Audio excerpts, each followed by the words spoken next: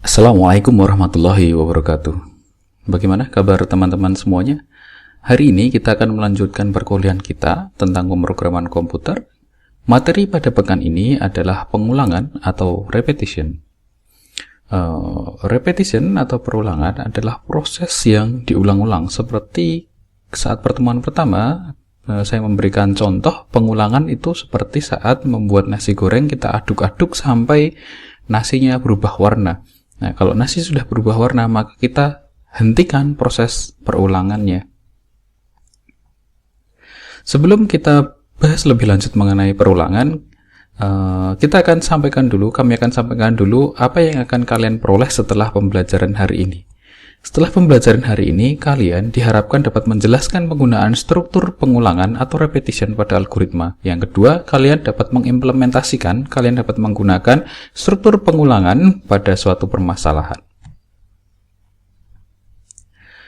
Definisi dari perulangan adalah struktur algoritma yang memungkinkan adanya statement atau aksi yang dijalankan berkali-kali sampai kondisi perulangan terpenuhi.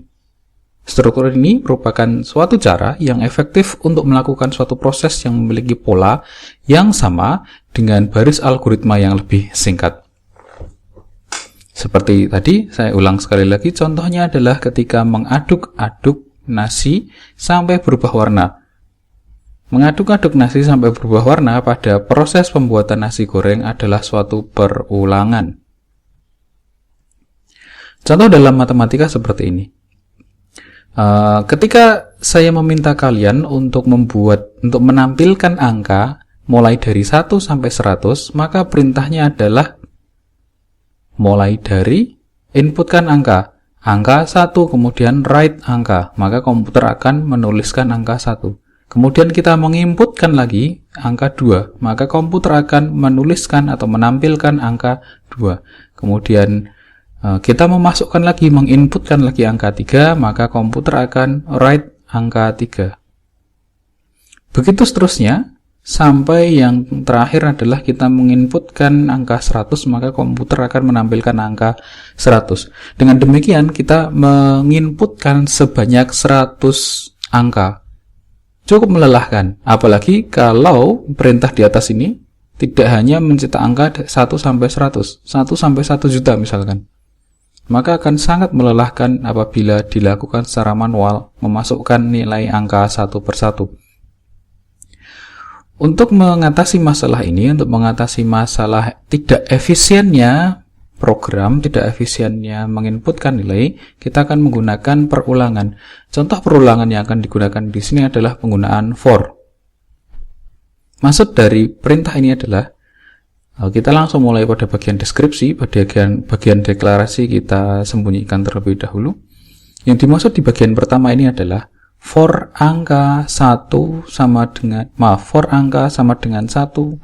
to 100 do write angka. Maksudnya adalah untuk angka yang dimulai dari angka 1 sampai 100, perintahkanlah komputer untuk menampilkan angka, write angka. Write angka di sini berguna untuk memberi perintah kepada komputer agar menampilkan angka.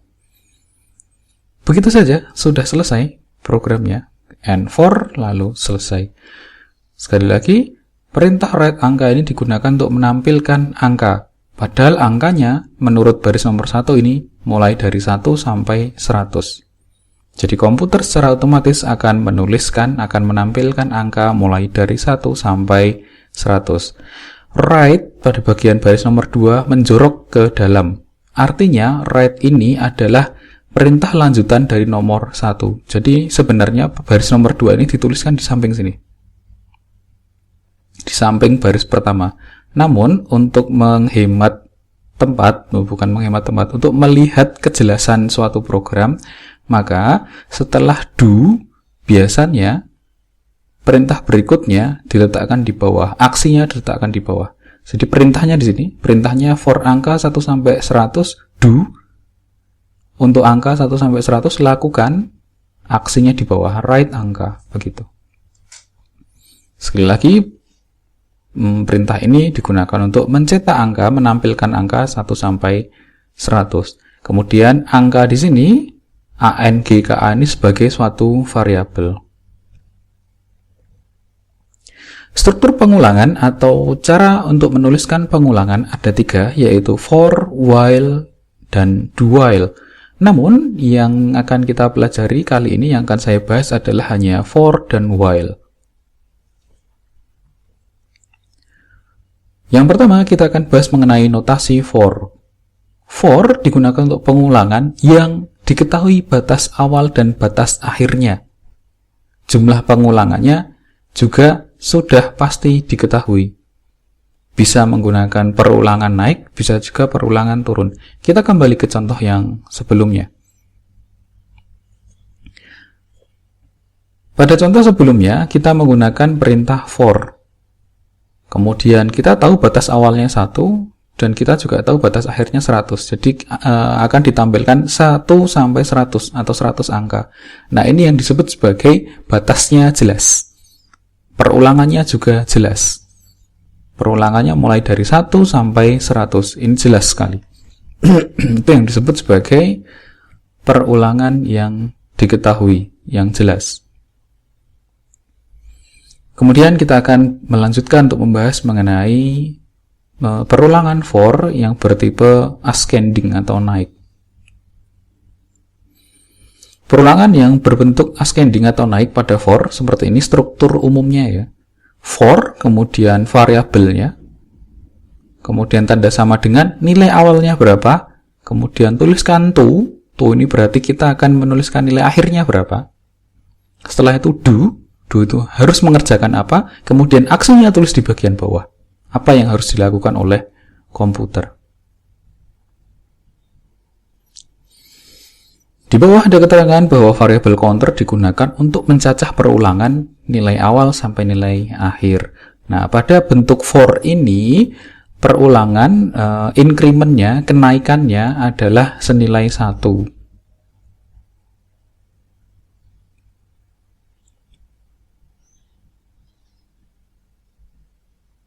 Begitu.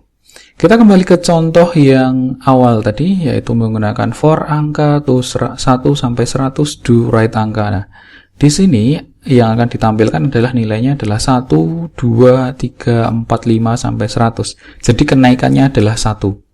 Pola barisan bilangannya adalah bertambah 1, setelah 1, 2, 3 sampai 100. Ini adalah for. Sekali lagi, for menggunakan increment atau menggunakan pertambahan sebanyak 1 satuan. Kalau awalnya tadi 1, maka setelah menggunakan for menjadi 2, menjadi 3, menjadi 4, seperti itu.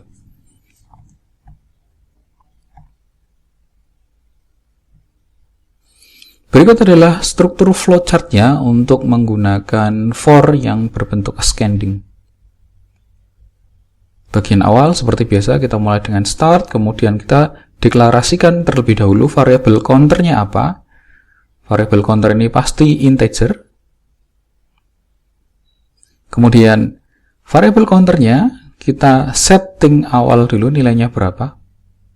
Kemudian akan berlanjut apakah variabel counternya ini sama dengan nilai akhir. Jika iya, maka programnya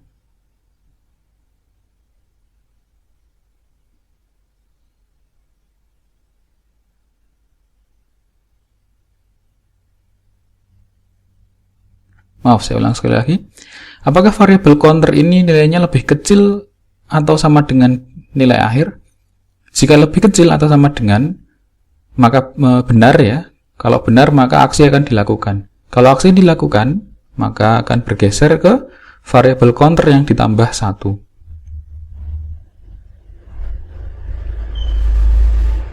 Nah, ketika variabel counternya sudah bertambah 1, maka akan ditanyakan lagi, apakah variabel counternya sudah sama dengan nilai akhir atau belum? Gitu.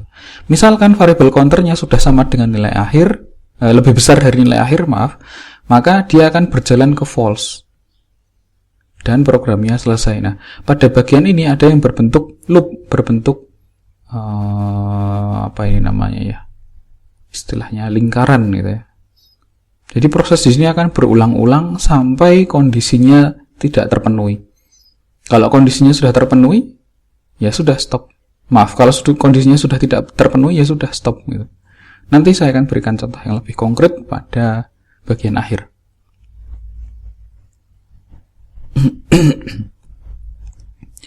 Di sini ada algoritma untuk menuliskan bilangan mulai dari 1 sampai 10. Mirip dengan yang awal tadi. Kita deklarasikan dulu i-nya adalah integer, kemudian kita setting i di sini adalah variabel counter mulai dari 1 sampai 10, kemudian do write i, do lakukan tampilkan i-nya adalah 1 sampai 10. Maka program ini akan menampilkan angka 1 sampai 10. 1 sampai 10 artinya 1, 2, 3, 4, 5, 6, 7, 8, 9, 10. Kemudian yang kedua adalah bentuk for dalam bentuk descending atau nilainya menurun. Jadi kalau tadi nilainya 1, 2, 3, 4, 5, 6, 7, 8, 9, 10. Kalau descending berarti turun dari 10, 9, 8, 7 sampai 1. Strukturnya masih mirip, hanya saja pada bagian ini, pada bagian variabel counter yang awal, nilainya lebih besar daripada nilai yang ada di sini. Kita akan coba lihat flowchartnya terlebih dahulu. Bentuknya masih mirip dengan yang tadi. Sekarang kita pindah ke contoh. Nah, pada bagian contoh seperti ini. Kalau kita ingin menuliskan penggunaan for dalam bentuk descending atau dalam penulisan yang menurun, angka perhitungan yang menurun, maka pada variabel counternya ditulisnya angka yang lebih besar, kemudian tujuan akhirnya angka yang lebih kecil. Strukturnya semua sama, hanya pada penggunaan nilai variabel counter saja.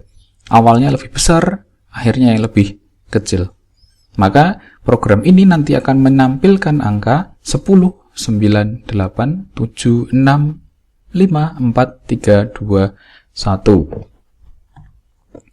Itu tadi adalah penggunaan for. Kemudian sekarang kita akan berpindah ke penggunaan while. Nah, pada penggunaan while ini, perbedaan dengan penggunaan for adalah batasnya tidak ditentukan. Maaf, batasnya itu tidak jelas, bukan tidak ditentukan. Batasnya tidak jelas. Dan kemudian banyak perulangannya pun juga tidak jelas. Kita tidak tahu banyak perulangannya berapa. Itu semua tergantung dari kondisi yang kita definisikan. Apabila definisinya bernilai true, maka program akan dijalankan akan selalu dijalankan. Nah, apabila kondisinya sudah bernilai false, sudah bernilai salah, maka program akan berhenti secara otomatis. Pada bagian while, setiap kali melakukan perulangan, maka akan selalu dicek kondisinya, apakah terpenuhi atau tidak, begitu. Kita lihat formatnya untuk penulisan while. Jadi bagian awal kita tuliskan dulu while, kemudian kondisinya apa, kemudian do. Jadi jika kondisinya terpenuhi, maka do aksi, lakukan aksi. Jika tidak terpenuhi kondisinya, maka aksinya tidak akan dilakukan. Kemudian untuk mengakhiri perintah while, gunakan and while.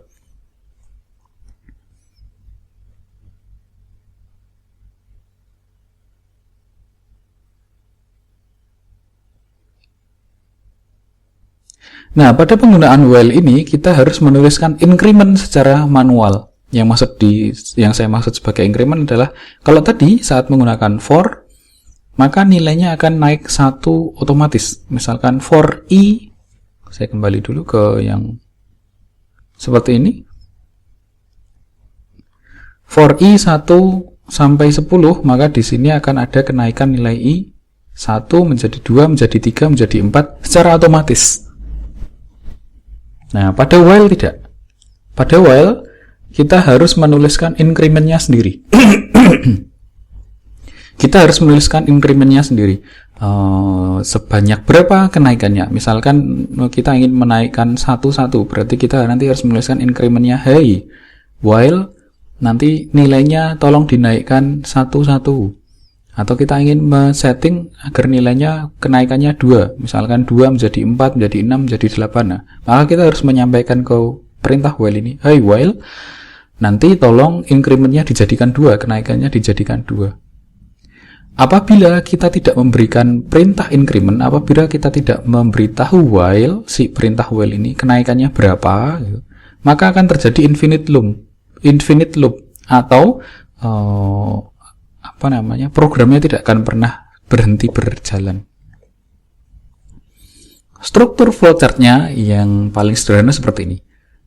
Perintah mulai, kemudian kondisinya akan dicek apakah kondisi terpenuhi atau tidak. Kalau kondisinya terpenuhi akan dilakukan aksi, kemudian aksinya akan berputar lagi, ditanya lagi apakah terpenuhi atau tidak, bertanya terus sampai kondisinya menjadi salah. Kalau kondisinya menjadi salah atau false, maka dia akan langsung berhenti. Bukan finish ya, tapi baru berhenti aja. Ini adalah contoh penggunaan while untuk menampilkan angka 1 sampai 10. Untuk menampilkan angka 1 sampai 10, pertama kita deklarasikan dulu variabel counternya, yaitu i. Nah, i ini kita definisikan dulu nilainya adalah 1. Kalau i-nya sudah didefinisikan nilai 1, kita tuliskan while selama i kurang dari 10, i kurang dari sama dengan 10, while i kurang dari sama dengan 10, do, selama i-nya kurang dari sama dengan 10, do, lakukan write i, tulislah i. Nah, kemudian baris kelima ini yang saya sebut sebagai increment. Apabila baris kelima ini tidak kita tuliskan, maka program tidak akan pernah selesai.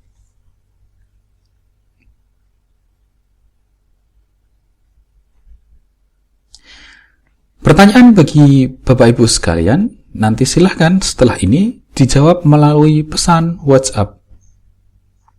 Pertanyaan saya adalah, apa yang akan ditampilkan oleh komputer apabila baris kelima saya hilangkan?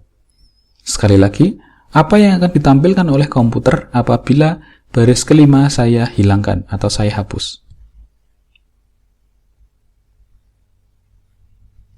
Untuk membantu menjawab pertanyaan saya akan bahas sedikit program yang utuh ini ya.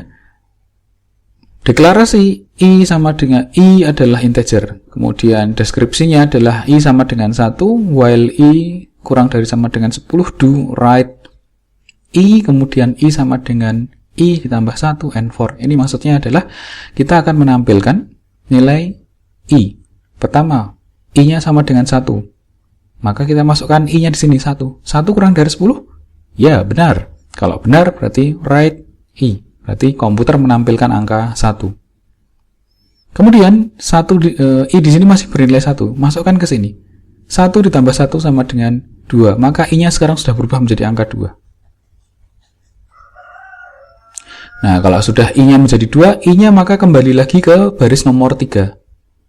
Sekarang i-nya menjadi 2. Apakah 2 kurang dari sama dengan 10? Jawabannya iya, tentu benar. Oleh sebab itu, perintah nomor 4 dilakukan write i, write 2. Maka nilainya berubah menjadi 2. Kemudian i-nya tadi 2, masukkan ke sini. 2 ditambah 1 sama dengan 3. Kemudian 3 di sini kembali ke baris nomor 3. Apakah 3 kurang dari sama dengan 10? Jawabannya iya. Kalau iya, write i, tulis 3 di sini. Nah, begitu seterusnya proses sampai angka 9. Nah, i-nya sudah bernilai 9. 9 masuk ke sini. 9 tambah 1 sama dengan 10. Kemudian baris ketiga. Apakah 10 kurang dari sama dengan 10? Maka ya, benar. Kalau benar, maka turun lagi ke sini. Ke baris nomor 4. Tampilkan 10. Kemudian 10 masuk ke sini. 10 ditambah 1 sama dengan 11. Kembali ke baris nomor 3. Apakah 11 kurang dari sama dengan 10? Tidak, salah ya. Nah, karena salah, baris nomor 4 dan 5 tidak dilakukan. Langsung dari baris 3 akan loncat ke baris 6. And for, programnya selesai. Maka program ini mencetak angka 1 sampai 10. Nah, bagian while tidak kita bicarakan. Jadi akan saya skip, akan saya lewati.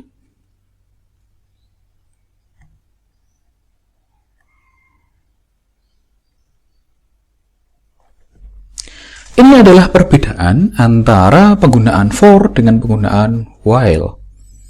For digunakan saat diketahui loopnya berapa kali, perulangannya berapa kali. While digunakan saat perulangannya tidak diketahui.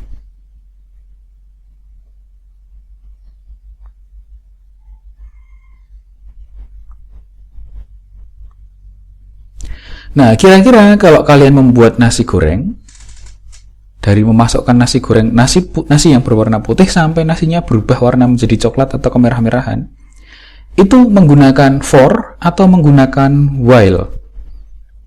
Silahkan kirimkan jawaban melalui WhatsApp sekarang.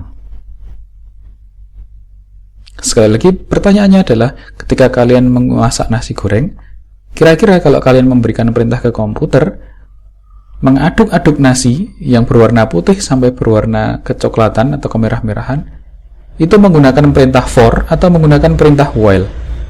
Sekali lagi, menggunakan perintah for atau menggunakan perintah while? Kirimkan jawaban Anda ke WhatsApp sekarang.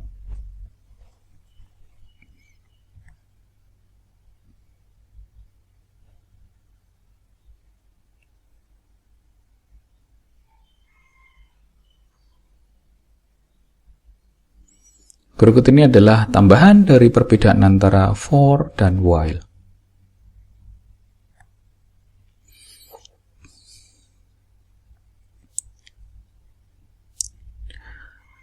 Ada beberapa latihan, ada latihan 1, latihan 2, dan latihan 3.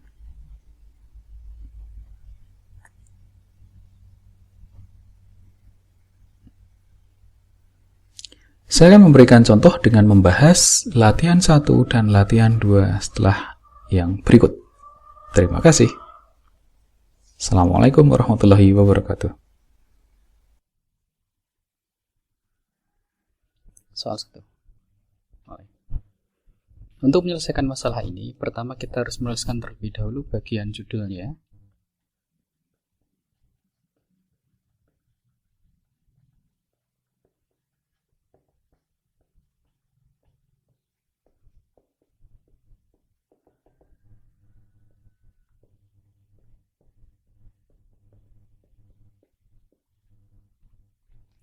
Perhatikan pada bagian input.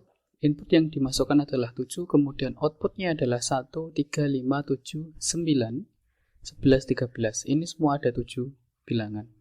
Jadi apabila kita masukkan 7, outputnya adalah 7 bilangan ganjil. Oleh sebab itu, pada bagian penjelasan judul adalah menuliskan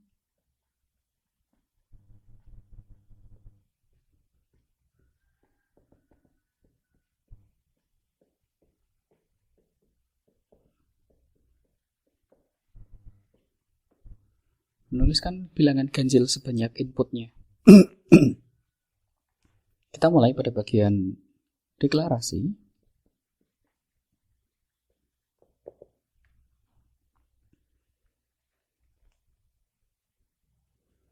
Yang kita deklarasikan adalah pada bagian integernya. Misalkan saya menggunakan i adalah integer. Kemudian saya mulai.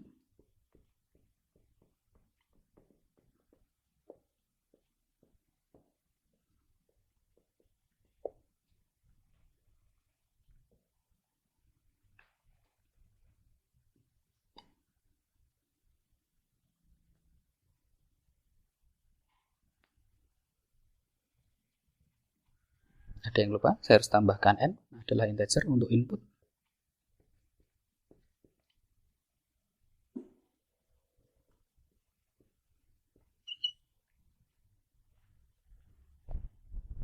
Kemudian yang ketiga, setelah kita mendapatkan nilai n, yaitu nilai 7-nya ini, kita mulai dengan for i sama dengan 1 sampai n. For i 1 sampai n, n-nya nanti di sini. Ini didapat dari angka 7. Nomor 4-nya adalah perintahnya. Pola bilangan ganjil diperoleh dengan rumus 2n dikurangi 1. Berarti saya tuliskan di sini sebagai write 2i dikurangi 1.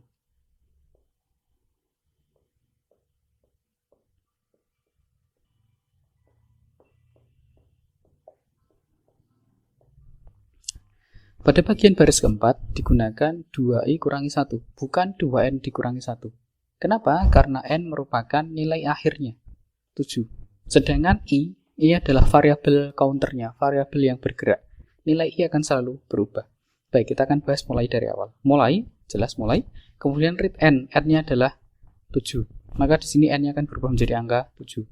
Kemudian masuk ke sini. For i, mulai dari 1 sampai n-nya adalah 7.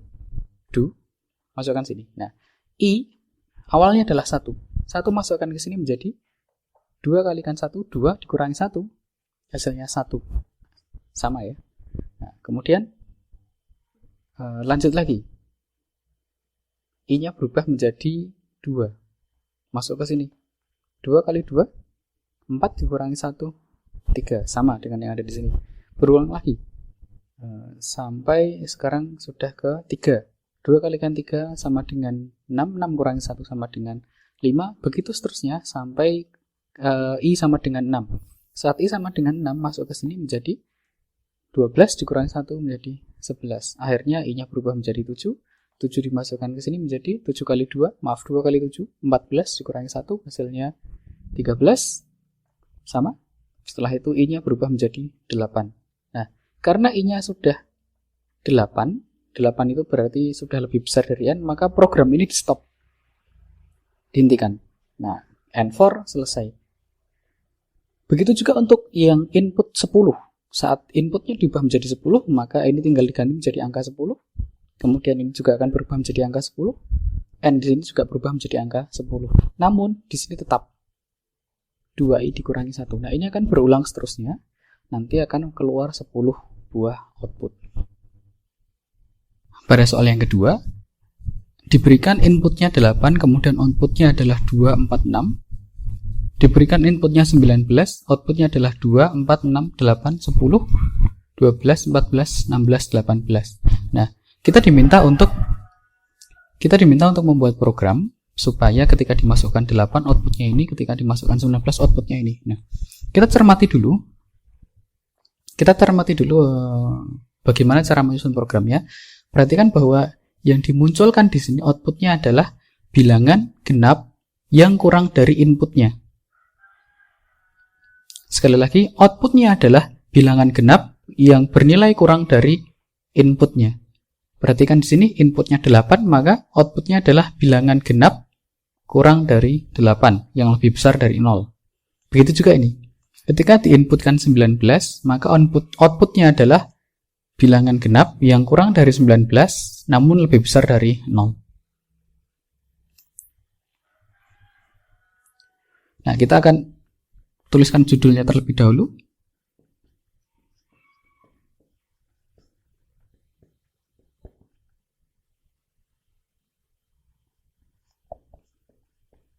Algoritma bilangan genap, bagian deskripsi judul.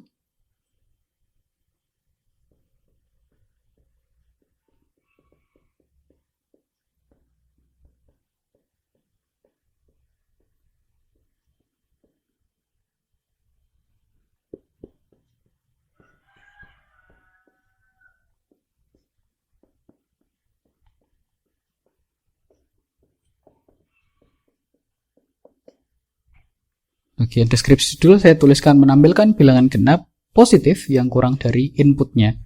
Pada bagian deskripsi judul ini boleh kalian ubah sendiri-sendiri, yang penting mencirikan dari bagian judul. Baik, kita lanjutkan dengan deklarasinya. Yang harus dideklarasikan adalah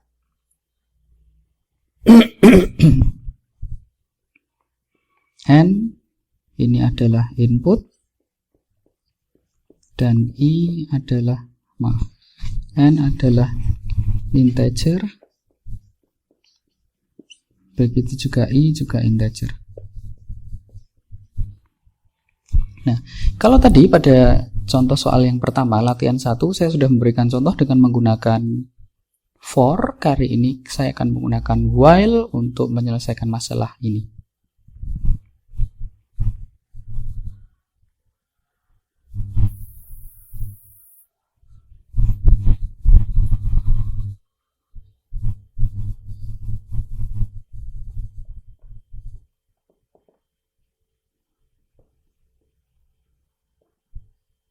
Kita awali dengan mulai selalu.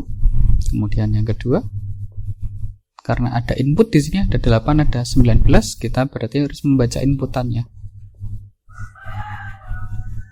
Saya setting inputnya sebagai n, jadi read n. Kemudian yang ketiga,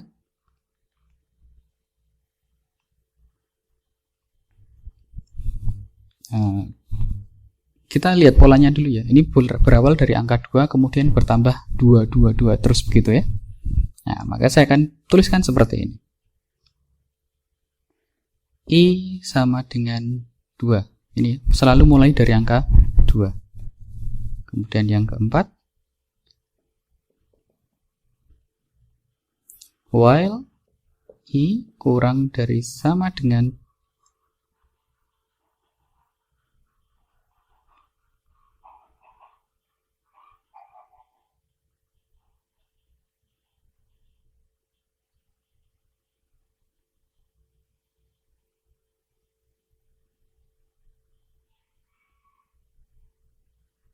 maaf, tidak pakai sama dengan. While I kurang dari n, I-nya kurang dari n. Kalau I-nya kurang dari n, maka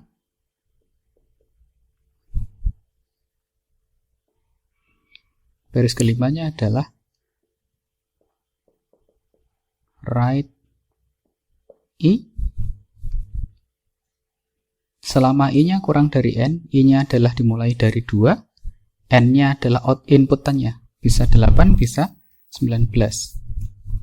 Maka tulislah nilai I. Yang baris ke-6, ini menjorok ke dalam ya, karena write ini berada di dalam perintah while. Perintah berikutnya adalah increment-nya, I sama dengan I ditambah 2. Kemudian baris ke-7-nya adalah and while. Bagian and while ini sudah tidak menjorok karena and while ini berpasangan dengan while untuk mengakhiri perintah while. Baris ke-8 adalah finish. Selesai. Nah, kita akan coba jalankan pseudocode ini, jalankan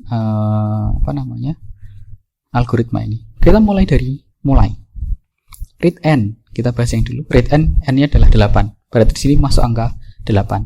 I-nya sama dengan 2. Ini didefinisikan. Nah, baris keempat, while I kurang dari n, selama I-nya kurang dari n, maka lakukan write I, tampilkan I. Kita lihat, I-nya adalah 2, n-nya adalah 8. Apakah 2 kurang dari 8? Ya. Karena iya, maka perintah 5 dilakukan. Tampilkan I-nya 2. Berarti muncul angka 2. Kemudian, perintah ke-6, tadi I-nya angka 2 ya, masukkan ke I yang di sebelah sini. 2 ditambah 2 menjadi 4. Berarti I yang baru adalah 4. Oh ya, saya jelaskan dulu. Di dalam komputer kalau ada perintah I sama dengan I ditambah 2, ini artinya I yang lama, ini I yang baru. I yang baru adalah I yang lama ditambah 2. Ada simbol X sama dengan X ditambah 3. Ini artinya X yang baru adalah X yang lama ditambah 3. Ini hanya berlaku pada komputer, tidak berlaku pada dunia matematika. Saya lihat ke sini, tadi I-nya 2, berarti sudah menjadi 4. Berarti masuk ke sini lagi, pindah ke baris 4 lagi. 4 kurang dari 8. Betul? Tentu saja betul. 4 kurang dari 8. Maka tampilkan I, tampilkan angka 4. Muncul di sini. Lalu ke bawah, I-nya 4. 4 ditambah 2 sama dengan 6. 6 masuk ke sini lagi, apakah 6 kurang dari 8? Ya, karena 6 kurang dari 8, maka tampilkan I, tampilkan 6. Lanjut ke baris 6. I-nya tadi 6, 6 tambah 2 menjadi 8. Kembali ke baris 4. Apakah 8 kurang dari 8? Tidak, salah ya. Karena salah, maka programnya langsung berhenti. While-nya langsung berhenti. Finish, program selesai. Hanya tampil 2, 4, 6. Begitu juga saat menghitung yang inputannya 19. Tadi sudah sampai angka 6, saya lanjutkan. Saya lewati langsung masuk ke 16. N-nya sudah masuk, I-nya sudah masuk 16. Ditampilkan 16 masuk sini berubah menjadi angka 18. Ini 18 ya. Masuk ke sini. Apakah 18 kurang dari 19? Jawabannya iya. Maka 18 ditampilkan. Alright, E-nya 18 muncul. Ini ya. Nah, setelah itu 18 masuk ke baris nomor 6. 18 tambah 2 sama dengan 20. Sehingga I yang baru adalah 20. 20 masuk ke sini. Apakah 20 kurang dari 19? Tidak. Salah ya. Nah, karena tidak, maka langsung end while, program while-nya selesai, langsung finish algoritmanya selesai, maka yang muncul adalah ini. Nah, tugasnya, karena latihan 1 dan latihan 2 sudah dibahas, maka sudah dibuat pseudocode-nya. Tugas Bapak Ibu semua adalah menyusun flowchart untuk tugas untuk latihan 1 dan latihan 2. Sudah diberikan flowchart-nya, sudah diberikan pseudocode-nya. Silakan Bapak Ibu menyusun flowchart-nya. Terima kasih.